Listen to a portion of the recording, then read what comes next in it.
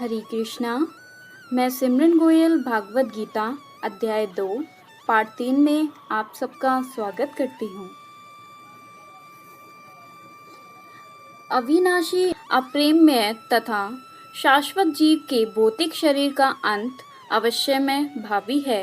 अतः हे भरतवंशी, युद्ध करो। तात्पर्य: भौतिक शरीर स्वभाव से नाशवान है।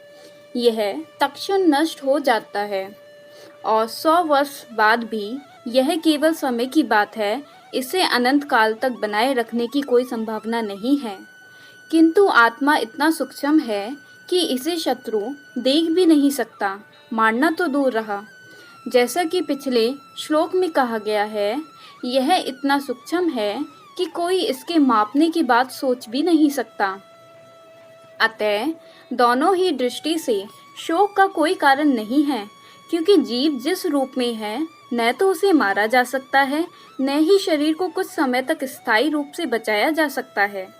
पूर्ण आत्मा के सूक्ष्म कण अपने कर्म के अनुसार ही यह शरीर धारण करते हैं। अतः धार्मिक नियमों का पालन करना चाहिए। वेदांत सूत्र में जीव को प्रकाश बताया गया है, क्योंकि वह परम प्रकाश का अंश है। जिस प्रकार सूर्य का प्रकाश सारे ब्रह्मांड का पोषण करता है, उसी प्रकार आत्मा के प्रकाश से इस भौतिक देह का पोषण होता है। जैसे ही आत्मा इस भौतिक शरीर से बाहर निकल जाता है, शरीर सड़ने लगता है। अतः आत्मा ही शरीर का पोषक है। शरीर अपने आप में महत्वहीन है। इसीलिए अर्जुन को उपदेश दिया गया कि वह युद्ध करे और भौतिक शारीरिक कारणों से धर्म की बलि न होने दें। जो इसे जीवात्मा को मारने वाला समझता है तथा जो इसे मरा हुआ समझता है, वे दोनों ही अज्ञानी हैं, क्योंकि आत्मा ना तो मरता है और न मारा जाता है। तात्पर्य: जब देहधारी जीव को किसी घातक हथियार से आघात पहुंचाया जाता है, तो यह समझ लेना चाहिए कि शरीर के भीतर का जीवात्मा मरा नहीं। आत्मा इतना सूक्ष्म है कि इसे किसी तरह के भौतिक हथियार से मार पाना असंभव है, जैसा कि अगले श्लोकों में स्पष्ट हो जाएगा। न ही जीवात्मा अपने आध्यात्मिक स्वरूप के कारण बद्ध है। जिसे मारा जाता है या जिसे मरा हुआ समझा जाता है, वह केवल शरीर होता है। किंतु इसका तात्पर्य शरीर के वध को प्रोत्साहित करना नहीं है। वैदिक आदेश है, किसी भी जीव की हिंसा न करो। न ही जीवात्मा अवध्य है का अर्थ है कि पशु हिंसा को प्रोत्साहन दिया जाए। किसी भी जीव के शरीर की अनधिकार हत्या करना निंद है और राज्य तथा भग वेदांत के द्वारा दंडनीय है। किंतु अर्जुन को तो धर्म के नियम अनुसार मारने के लिए नियुक्त किया जा रहा था, किसी पागलपनवश नहीं। आत्मा के लिए किसी भी काल में न तो जन्म है न मृत्यु। वह न तो कभी जन्मा है, न जन्म लेता है और न जन्म लेगा। वह अजन्मा, नित्य, शाश्वत तथा पुरातन है। शरीर के मारे जाने पर वह मारा नहीं जाता। तात्पर्य: गुणात्मक दृष्टि से परमात्मा का अनुअंश परम से अभिन्न है। वह शरीर की भांति विकारी नहीं है। कभी कभी आत्मा को स्थायी या कुटस्थ कहा जाता है। शरीर में 6 प्रकार के रूपांतरण होते हैं। वह माता के गर्भ से जन्म लेता है, कुछ काल तक रहता है, बढ़ता है, कुछ परिणाम उत्पन्न करता है, धीरे धीरे क्षीण होता है और अंत में समाप्त हो जाता है। किंतु आत्मा में ऐसे परिवर्तन नहीं होते। आत्मा अजन्मा है, किंतु चूंकि वह भौतिक शरीर धारण करता है, अतः शरीर जन्म लेता है। आत्मा न तो जन्म लेता है न मरता है। जिसका जन्म होता है उसकी मृत्यु भी होती है, और चूंकि आत्मा जन्म नहीं लेता, अतः उसका न तो भूत है न वर्तमान या भविष्य। वह नित्य, शाश्वत तथा सनातन है, अर्थात उसके जन्म लेने का कोई इतिहास नहीं है। हम शरीर के प्रभाव में आकर आत्मा के जन्म, मरण आदि का इतिहास खोजते हैं। आत्मा शरीर की तरह कभी भी वृद्ध नहीं होता। अतः तथाकथित वृद्ध पुरुष भी अपने में बाल्यकाल या युवावस्था जैसी अनुभूति पाता है। शरीर के परिवर्तनों का आत्मा पर कोई प्रभाव नहीं पड़ता। आत्मा वृक्ष या किसी अन्य भौतिक वस्तु की तरह छिन्न नहीं होता। आत्मा की कोई उपसृष्टि नहीं होती। शरीर की उपसृष्टि संतानें हैं और वे भी व्यष्टि आत्माएं हैं, और शरीर के कारण वे किसी न किसी की संतानें प्रतीत होते हैं। शरीर की वृद्धि आत्मा की उपस्थिति के कारण होती है, किंतु आत्मा के न तो कोई उपवृद्धि है, न ही उसमें कोई परिवर्तन होता है। अतः आत्मा शरीर के 6 प्रकार के परिवर्तन से मुक्त है। कठोपनिषद में इसी तरह का एक श्लोक आया है। इस श्लोक का अर्थ तथा तात्पर्य भगवत गीता के श्लोक जैसा ही है, किंतु इस श्लोक में एक विशिष्ट शब्द विप्रशित का प्रयोग हुआ है, जिसका अर्थ है विद्वान या ज्ञानमय। आत्मा ज्ञान से या चेतना से सदैव पूर्ण रहता है, अतः चेतना ही आत्मा का लक्षण है।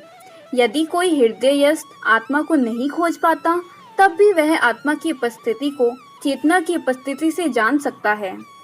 कभी कभी हम बादलों या अन्य कारणों से आकाश में सूर्य को नहीं देख पाते, किंतु सूर्य का प्रकाश सदैव विद्यमान रहता है, अतः हमें विश्वास हो जाता है कि यह दिन का समय है। प्रातःकाल जो ही आकाश में थोड़ा सा सूर्य प्रकाश दिखता है, तो हम समझ जाते हैं कि सूर्य आकाश में है। इसी प्रकार चूंकि शरीरों में चाहे पशु के हो या पुरुषों के कुछ न कुछ चेतना रहती है, अतः हम आत्मा की उपस्थिति को जान लेते हैं। किंतु जीव की यह चेतना परमेश्वर की चेतना से भिन्न है, क्योंकि परम चेतना तो सर्वज्ञ है, भूत, वर्तमान तथा भविष्य के ज्ञान से पूर्ण। व्यष्टि जीव की चेतना विस्मरणशील है। जब वह अपने वास्तविक स्वरूप को भूल जाता है, तो उसे कृष्ण के उपदेशों से शिक्षा तथा प्रकाश और बोध प्राप्त होता है। किंतु कृष्ण विस्मरणशील जीव नहीं है। यदि वे ऐसे होते तो उनके द्वारा किए गए भगवत गीता के उपदेश व्यर्थ होते। आत्मा के 2 प्रकार हैं, एक तो अनुआत्मा और दूसरा विभु आत्मा। कठोपनिषद में इसकी पुष्टि इस प्रकार हुई है। परमात्मा तथा अनुआत्मा दोनों शरीर रूपी उसी वृक्ष के जीव के हृदय में विद्यमान है, और इनमें से जो समस्त इच्छाओं तथा शोकों से मुक्त हो चुका है, वही भगवत कृपा से आत्मा की महिमा को समझ सकता है। कृष्ण परमात्मा के भी उद्गम है, जैसा कि अगले अध्यायों में बताया जाएगा, और अर्जुन अनुआत्मा के समान है, जो अपने वास्तविक स्वरूप को भूल गया है। अतः उसे कृष्ण द्वारा या उनके प्रामाणिक प्रतिनिधि गुरु द्वारा प्रबुद्ध किए जाने की आवश्यकता है। हे पार्थ, जो व्यक्ति यह जानता है कि आत्मा अविनाशी, अजन्मा, शाश्वत तथा अव्यय है, वह भला किसी को कैसे मार सकता है या मरवा सकता है। तात्पर्य: प्रत्येक वस्तु की समुचित उपयोगिता होती है, और जो ज्ञानी होता है वह जानता है कि किसी वस्तु का कहाँ और कैसे प्रयोग किया जाए। इसी प्रकार हिंसा की भी अपनी उपयोगिता है, और इसका उपयोग इससे जानने वाले पर निर्भर करता है। यद्यपि हत्या करने वाले व्यक्ति को न्याय संहिता के अनुसार प्राणदंड दिया जाता है, किंतु न्यायाधीश को दोषी नहीं ठहराया जा सकता, क्योंकि वह न्याय संहिता के अनुसार ही दूसरे व्यक्ति पर हिंसा किए जाने का आदेश देता है। मनुष्यों की विधि ग्रंथ मनु संहिता में इसका समर्थन किया गया है कि हत्यारे को प्राणदंड देना चाहिए, जिससे उसे अगले जीवन में अपना पाप कर्म भोगना ना पड़े। अतः राजा द्वारा हत्यारे को फांसी का दंड एक प्रकार से लाभप्रद है। इसी प्रकार जब कृष्ण युद्ध करने का आदेश देते हैं, तो यह समझना चाहिए कि यह हिंसा परम न्याय के लिए है, और इस तरह अर्जुन को इस आदेश का पालन यह समझ कर करना चाहिए कि कृष्ण के लिए किया गया युद्ध हिंसा नहीं है, क्योंकि मनुष्य या दूसरे शब्दों में आत्मा को मारा नहीं जा सकता। अतः न्याय के हेतु तथा कथित हिंसा की अनुमति है। शल्य क्रिया का प्रयोजन रोगी को मारना नहीं, अपितु उसको स्वस्थ बनाना है। अतः कृष्ण के आदेश पर अर्जुन द्वारा किए जाने वाला युद्ध पूरे ज्ञान के साथ हो रहा है, उससे पाप फल की संभावना नहीं है। जिस प्रकार मनुष्य पुराने वस्त्रों को त्याग कर नए वस्त्र धारण करता है, उसी प्रकार आत्मा पुराने तथा व्यर्थ के शरीरों को त्याग कर नवीन भौतिक शरीर धारण करता है। तात्पर्य: अणु आत्मा द्वारा शरीर का परिवर्तन एक स्वीकृत तथ्य है। आधुनिक विज्ञानी जन तक जो आत्मा के अस्तित्व पर विश्वास नहीं करते, पर साथ ही हृदय से शक्ति साधन की व्याख्या भी नहीं कर पाते, उन परिवर्तनों को स्वीकार करने को बाध्य है जो बाल्यकाल से कुमारावस्था और फिर तरुणावस्था तथा वृद्धावस्था में होते रहते हैं। वृद्धावस्था से यही परिवर्तन दूसरे शरीर में स्थानांतरित हो जाता है। इसकी व्याख्या एक पिछले श्लोक में की जा चुकी है। अणु आत्मा का दूसरे शरीर में स्थानांतरण परमात्मा की कृपा से संभव हो पाता है। परमात्मा अणु आत्मा की इच्छाओं की पूर्ति उसी तरह करते हैं जिस प्रकार एक मित्र दूसरे की इच्छा पूर्ति करता है। मुंडक तथा श्वेताश्वतर उपनिषदों में आत्मा तथा परमात्मा की उपमा दो मित्र पक्षियों से दी गई है जो एक ही वृक्ष पर बैठे हैं। इनमें से एक पक्षी अनुआत्मा वृक्ष के फल को खा रहा है और दूसरा पक्षी अर्थात कृष्ण अपने मित्र को देख रहा है। यद्यपि दोनों पक्षी समान गुण वाले हैं, किंतु इनमें से एक भौतिक वृक्ष के फलों पर मोहित है, किंतु दूसरा अपने मित्र के कार्यकलापों का साक्षी मात्र है।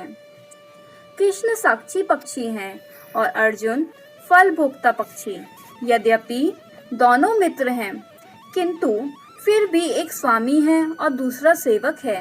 अणु आत्मा द्वारा इस संबंध की विस्मृति ही उसके एक वृक्ष से दूसरे पर जाने या एक शरीर के दूसरे में जाने का कारण है। जीव आत्मा प्राकृत शरीर रूपी वृक्ष पर अत्यधिक संघर्षशील है, किंतु जो ही वह दूसरे पक्षी को परम गुरु के रूप में स्वीकार करता है, जिस प्रकार अर्जुन कृष्ण का उपदेश ग्रहण करने के लिए स्वेच्छा से उनकी शरण में जाता है, तो ही परतंत्र पक्षी तुरंत सारे शोकों से विमुक्त हो जाता है। मुंडक उपनिषद तथा श्वेताश्वतर उपनिषद समान रूप से इसकी पुष्टि करते हैं। यद्यपि दोनों पक्षी एक ही वृक्ष पर बैठे हैं, किंतु फल खाने वाला पक्षी वृक्ष के फल के भोक्ता रूप में चिंता तथा विषाद में निमग्न है।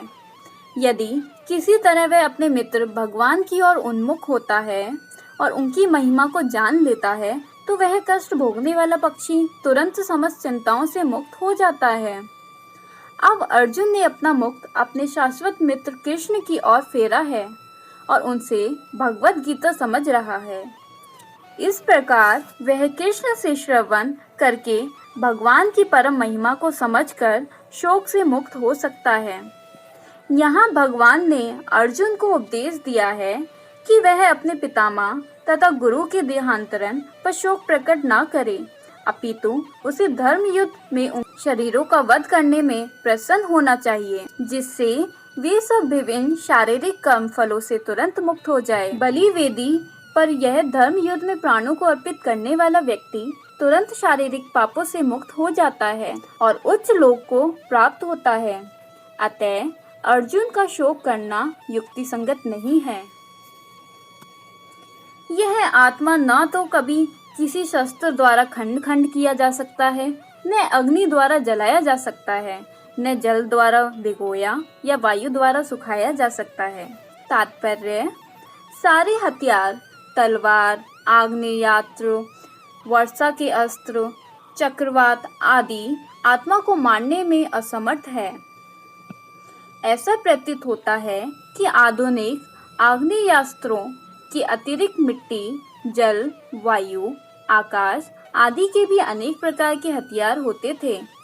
यहाँ तक कि आधुनिक युग के नाभिकीय हथियारों की गणना भी आग्नेयास्त्रों में की जाती है, किंतु पूर्व काल में विभिन्न पार्थिव तत्वों से बने हुए हथियार होते थे। आग्नेयास्त्रों का सामना जल के अर्थात वरुण हथियारों से किया जाता था, जो आधुनिक विज्ञान के लिए अज्ञात है। आधुनिक विज्ञान को चक्रवात हथियारों का भी नहीं पता है। जो भी हो, आत्मा को ना तो कभी खंड खंड किया जा सकता है, न किसी वैज्ञानिक हथियारों से उसका संहार किया जा सकता है, चाहे उनकी संख्या कितनी ही क्यों ना हो। मायावादी इसकी व्याख्या नहीं कर सकते कि जीव किस प्रकार अपने अज्ञान के कारण उत्पन्न हुआ है और तत्पश्चात माया की शक्ति से आवृत हो गया। न ही आदि परमात्मा से जीवों को विलग कर पाना संभव था। प्रत्येक सारे जीव परमात्मा से विलग हुए अंश है, क्योंकि वे सनातन अनु आत्मा हैं। अतः माया द्वारा आवृत होने की उनकी प्रवृत्ति स्वाभाविक है और इस तरह वे भगवान की संगति से पृथक हो जाते हैं। जिस प्रकार अग्नि के स्फुलिंग अग्नि से विलग होते ही बुझ जाते हैं, यद्यपि इन दोनों के गुण समान होते हैं, वरा पुराण में जीवों को परमात्मा का भिन्न अंश कहा गया है। भगवत गीता के अनुसार भी वे शाश्वत रूप से ऐसे ही हैं। अतः मोह से मुक्त होकर भी जीव पृथक अस्तित्व रखता है, जैसा कि कृष्ण द्वारा अर्जुन को दिए गए उपदेशों से स्पष्ट है। अर्जुन कृष्ण के उपदेश के कारण मुक्त तो हो गया, किंतु कभी भी कृष्ण से एकाकार नहीं हुआ। यह आत्मा अखंडित तथा अघुलनशील है। इसे ना तो जलाया जा सकता है, न ही सुखाया जा सकता है। यह शाश्वत, सर्वव्यापी, अविकारी, स्थिर तथा सदैव एक साथ रहने वाला है। तात्पर्य, अनु आत्मा के इतने सारे गुण यही सिद्ध करते हैं कि आत्मा पूर्ण आत्मा का अनुअंश है और बिना किसी परिवर्तन के निरंतर उसी तरह बना रहता है। इस प्रसंग में अद्वैतवाद को वैवत करना कठिन है, क्योंकि अनु आत्मा कभी भी परम आत्मा के साथ मिलकर एक नहीं हो सकता। भौतिक कलमश से मुक्त होकर अनु आत्मा भगवान के तेज की किरणों की आध्यात्मिक स्फुलिंग बनकर रहना चाह सकता है, किंतु बुद्धिमान जीव तो भगवान की संगति करने के लिए वैकुंठ लोक में प्रवेश करता है। सर्वगत शब्द महत्वपूर्ण है, क्योंकि इसमें कोई संशय नहीं है कि जीव भगवान की समग्र सृष्टि में फैले हुए हैं। वे जल, थल, वायु, पृथ्वी के भीतर तथा अग्नि के भीतर भी रहते हैं। जो यह मानते हैं कि वे अग्नि में स्वाहा हो जाते हैं, वह ठीक नहीं है, क्योंकि यहाँ कहा गया है कि आत्मा को अग्नि द्वारा जलाया नहीं जा सकता। अतः इसमें संदेह नहीं कि सूर्यलोक में भी उपयुक्त प्राणी निवास करते हैं। यदि सूर्यलोक निर्जन हो तो सर्वगत शब्द निरर्थक हो जाता है। यह आत्मा अव्यक्त, अकल्पनीय तथा अपरिवर्तनीय कहा जाता है। यह जानकर तुम्हें शरीर के लिए शोक नहीं करना चाहिए। तात्पर्य, जैसा कि पहले कहा जा चुका है, आत्मा इतना सूक्ष्म है कि इसे सर्वाधिक शक्तिशाली सूक्ष्मदर्शी यंत्र से भी नहीं देखा जा सकता। अतः यह अदृश्य है। जहाँ तक आत्मा के अस्तित्व का संबंध है, श्रुति के प्रमाण के अतिरिक्त अन्य किसी प्रयोग द्वारा इसकी अस्तित्व को सिद्ध नहीं किया जा सकता। हमें इस सत्य को स्वीकार करना पड़ता है, क्योंकि अनुभवगम्य सत्य होते हुए भी आत्मा के अस्तित्व को समझने के लिए कोई अन्य साधन नहीं है। हमें अनेक बातें केवल उच्च प्रमाणों के आधार पर माननी पड़ती है। कोई भी अपनी माता के आधार पर अपने पिता के अस्तित्व को अस्वीकार नहीं कर सकता। पिता के स्वरूप को जानने का साधन या एकमात्र प्रमाण माता है। इसी प्रकार वेदाध्ययन के अतिरिक्त आत्मा को समझने का अन्य उपाय नहीं है। दूसरे शब्दों में आत्मा मानवीय व्यवहारिक ज्ञान द्वारा अकल्पनीय है। आत्मा चेतना है और चेतन है। वेदों के इस कथन को हमें स्वीकार करना होगा। आत्मा में शरीर जैसे परिवर्तन नहीं होते, मूलतः अविकारी रहते हुए आत्मा अनंत परमात्मा की तुलना में अनुरूप है। परमात्मा अनंत है और अनु आत्मा अति सूक्ष्म है। अतः अति सूक्ष्म आत्मा अविकारी होने के कारण अनंत आत्मा भगवान के तुल्य नहीं हो सकता। यही भाव वेदों में भिन्न भिन्न प्रकार के आत्मा के स्थायित्व की पुष्टि करने के लिए दोहराया गया है। किसी बात का दोहराना उस तथ्य को बिना किसी त्रुटि के समझने के लिए आवश्यक है। किंतु यदि तुम यह सोचते हो कि आत्मा अथवा जीवन का लक्षण सदा जन्म लेता है तथा सदा मरता है, तो भी हे महाबाहु, तुम्हारे शोक करने का कोई कारण नहीं है। तात्पर्य, सदा से दार्शनिक का एक ऐसा वक्त चला आ रहा है जो बौद्धों के ही समान यह नहीं मानता कि शरीर के परे भी आत्मा का स्वतंत्र अस्तित्व है। ऐसा प्रतीत होता है कि जब भगवान कृष्ण ने भगवत गीता का उपदेश दिया तो ऐसे दार्शनिक विद्वान थे और लोकायतिक तथा वैभाषिक नाम से जाने जाते थे। ऐसे दार्शनिकों का मत है कि जीवन के लक्षण भौतिक संयोग की एक परिपक्वावस्था में ही घटित होते हैं। आधुनिक भौतिक विज्ञानी तथा भौतिकवादी दार्शनिक भी ऐसा ही सोचते हैं। उनके अनुसार शरीर भौतिक तत्वों का संयोग है और एक अवस्था ऐसी आती है जब भौतिक तथा रासायनिक तत्वों के संयोग से जीवन के लक्षण विकसित हो उठते हैं। नृतत्व विज्ञान इसी दर्शन पर आधारित है। संप्रति अनेक क्षय धर्म जिनका अमेरिका में प्रचार हो रहा है इसी दर्शन का पालन करते हैं और साथ ही शून्यवादी अभक्त बोधों का अनुसरण करते हैं। यदि अर्जुन को आत्मा के अस्तित्व में विश्वास नहीं था, जैसा कि वैभाषिक दर्शन में होता है, तो भी उसके शोक करने का कोई कारण न था। कोई भी मानव थोड़ी से रसायनों की क्षति के लिए शोक नहीं करता तथा अपना कर्तव्य पालन नहीं त्याग देता है।